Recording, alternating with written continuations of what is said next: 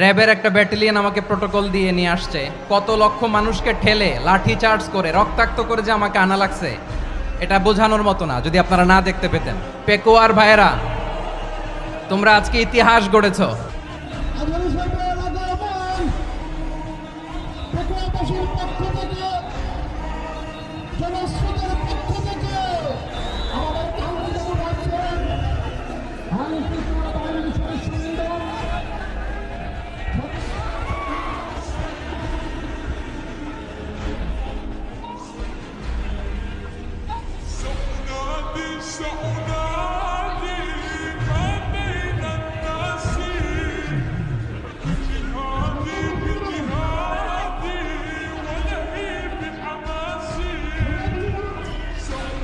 আসসালামু আলাইকুম ওয়া রাহমাতুল্লাহি ওয়া বারাকাতুহু।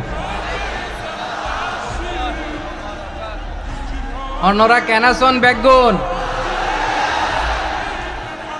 গম আছেন নে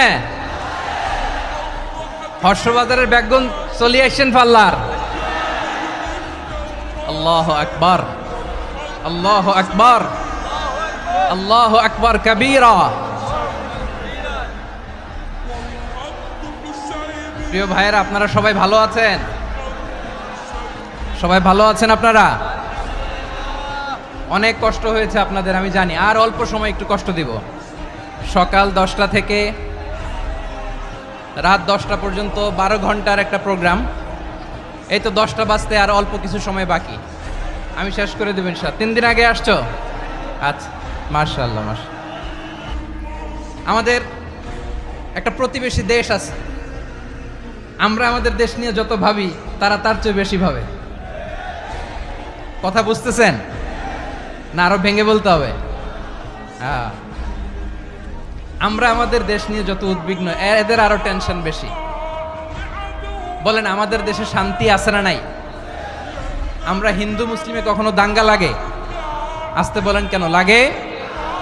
ওদের পূজা পার্বণে আমাদের মাদ্রাসার ছেলেরা যে পাহারা দেয়, চিল্লায় বলেন ঠিক কিনা? আমাদের তাফসির মাহফিলের সময় ওরা ডিস্টার্ব করে, ঢোল বাজায় না। ওদের পূজা পার্বণের সময় আমাদের তাফসির মাহফিলের ডেট হলে আমরা চেঞ্জ করে দেই। সুবহানাল্লাহ, কি সাম্প্রদায়িক সম্প্রীতির রোল মডেল। আর ওই বাংলাদেশের ব্যাপারে তারা অনেক ডিস ইনফরমেশন ছড়াচ্ছিল। ভারতের অনেকগুলো গণমাধ্যম, আমি জেনারেলাইজ করব না, আমাদের প্রতিবেশী দেশের সব গণমাধ্যমকে আমি দোষ দিতে চাই না। অনেকগুলো গণমাধ্যম তারা ডিস ইনফরমেশন শেয়ার করেছে। ডিস ইনফরমেশন আর মিস ইনফরমেশনের পার্থক্য আছে। মিস ইনফরমেশন না জেনে ভুল